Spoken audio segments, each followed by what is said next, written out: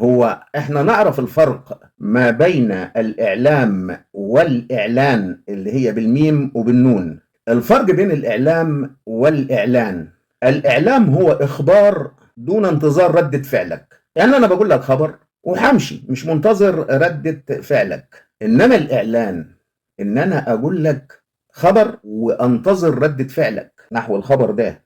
يعني مثلا أنا بقول لابني فلان بيكرهك، خلاص أنا أعلمته بأنه بيكرهه، خلاص ده إعلام. إنما أقول له فلان بيكرهك ما تمشيش معاه، فأنا بعد كده هأراقبه أشوفه بيمشي معاه ولا لا، هنا يبقى إعلان. ولذلك الحاجات اللي هي يعني فيها إخبار عن السلع اسمها إعلانات، مش إعلام، إعلان، لأن أنا بأرمي لك الخبر ومنتظر ردة فعلك. فربنا سبحانه وتعالى بيقول إن الشيطان لكم عدو، وبعد كده قال لك إيه؟ فاتخذوه عدو.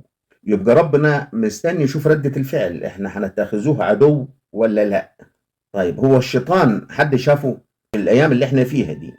يعني ممكن يكون زمان الشيطان كما يقال انه كان يرى، والجان كان يرى، والملائكه كانت ترى، على الاقل كانوا بينزلوا على الارض في عذاب اقوام كانوا مخالفين لاوامر الله. فبعد بعثه سيدنا محمد صلى الله عليه وسلم الحياه اتغيرت، وقانون التطور ده لازم نؤمن بيه. يعني احنا بنؤمن بالتطور في الكائنات الحيه وما نؤمنش بالتطور في نظم وقوانين ونواميس الحياة. التطور معناه التغير، فالحياة اتغيرت بعد بعثة رسول الله صلى الله عليه وسلم. ولذلك هو ربنا سبحانه وتعالى بيقول: فهل ينظرون إلا سنة الأولين؟ يعني هم عايزين الدنيا ترجع تاني وأعذب اللي يغلط زي عذاب قوم لوط وعذاب قوم نوح. لا، خلاص أمر العذاب الفوري ده انتهى. ببعثة سيدنا محمد أجل كل الأمر إلى يوم القيامة. فإحنا لازم نؤمن إنه الحياة في السابق كانت غير الحياة اللي إحنا بنعيشها دلوقتي.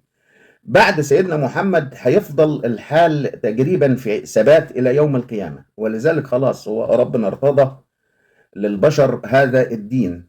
فالشيطان في الوقت الحالي محدش بيشوفه، ولا الملائكة ولا الجان ولا ده كله. إنما هو علاقة الإنسان به هي علاقة الوسواس. يعني الشيطان ربنا قال عنه: الشيطان يعدكم الفقر ويأمركم بالفحشاء. فأي وسواس كده حديث داخلي من جواك يهددك بالفقر في المستقبل، والفقر في أي شيء، مش ضروري الفقر في المال. أي وسواس داخلي بالفقر يبقى ده وسواس شيطاني. وأي أمر بأنك أنت تفعل فاحشة برضه أمر شيطاني.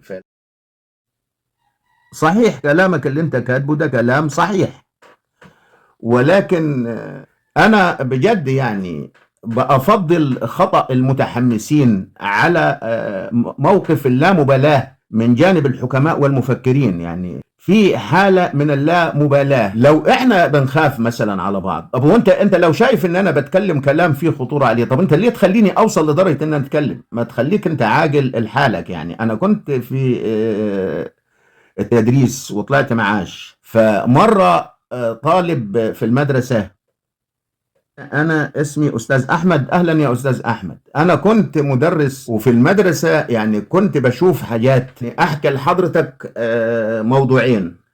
في المدرسة كان عندنا الطالب ده رزل رزالة لا تطاق، وحالق حلقة كده غريبة، ويلبس بناطيل من المقطعة دي، كانت الموضة دي طالعة جديد والإنسان بيستغربها يعني لما يشوفها. ويقعد يتمشى كده في طرقات المدرسة أمام الفصول، وأحيانا يعاكس زميلاته البنات. فمرة مسكته كده بقول له: يا ابني أنت ولا نصيحة نافعة فيك ولا حاجة. فأنا وبكلم بقول: أنت عامل في نفسك كده ليه يعني؟ قال لي: والله الحكومة عايزة مني كده. فالطلبة عندنا إن كان يعني أنت مصري ولا من دولة أخرى، احنا في الوطن العربي كله يعني احنا في دماغنا الحكومة هي وزارة الداخلية.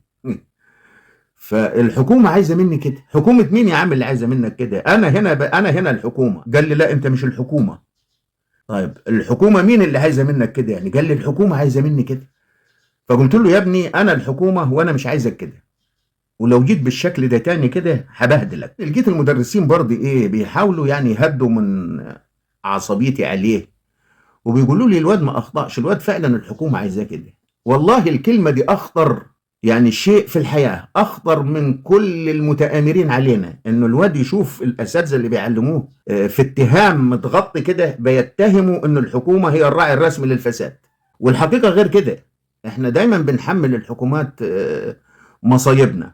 والله والله الحكومات كتر خيرها اللي مستحملانا، يعني لان احنا شعوب اتكاليه لابعد حد ممكن. مره واحد بيقول لي ايه تفسيرك لقول الله سبحانه وتعالى وفي السماء رزقكم وما توعدون؟ قلت له الرزق هو المأكل والمشرب والملبس، هو ده الرزق، فربنا كفلها للناس كلها. والله لو قعدت في البيت هتلاقي واحد بيخبط عليك ويديك لقمة عيش، واحد تاني بيخبط عليك ويديك مثلا زي قدم عليه ولا حاجة تلبس وتستر بيه نفسك. إنما ما توعدون، الوعد دائما يعني يكون مقابل شيء. يعني أنا لما أجي أقول لوالدي أنا بوكلك وأشربك، أنا ده ضامنه، ولكن لو نجحت هجيب لك مثلا موتوسيكل أو هجيب لك عربية، يبقى ده وعد. الخطورة إنك أنت عامل الرزق إنك أنت يبقى عندك مكيف وعربية، لا ده وعد، وعد مرتبط بالعمل.